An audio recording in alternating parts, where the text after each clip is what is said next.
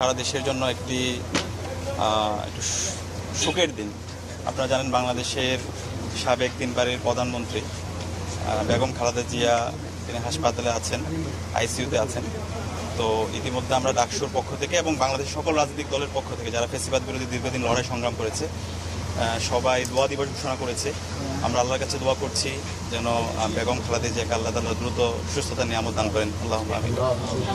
এবং একই সাথে বিপ্লব পরবর্তী আজকে বাংলাদেশে চমৎকার একটা গণতান্ত্রিক পরিবেশ নিশ্চিত হয়েছে।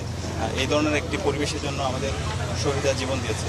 তো আর এর মধ্যে বিশেষভাবে যদি বলি সিলেটের কথা, সিলেট যেমন প্রাকৃতিকভাবে সুন্দর, একইভাবে এখানকার মানুষগুলো সুন্দর।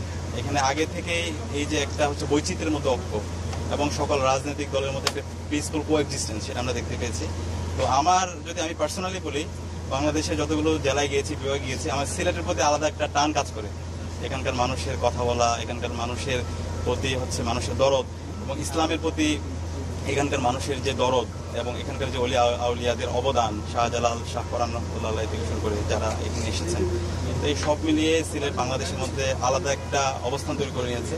বাংলাদেশের মানুষ এবং সিলেটের যে মানুষ তাদের যে অবদান এবং দেশের হচ্ছে আমাদের রেমিটেন্সে সিলেটের এখানকার মানুষের যে অবদান, দেশের গ্রোথের ক্ষেত্রে যে অবদান, সেই অবদানটা অনস্বীকার্য।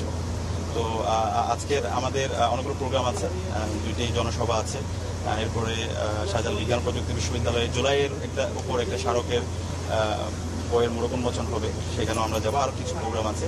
তো সব মিলে আশা করছি একটি প্রাণবন্ত একটি দিন হবে ইনশাআল্লাহ। এবং সব মিলিয়ে আমরা সিলেটের সর্বস্তর মানুষের স্বতঃস্ফূর্ত রেসপন্স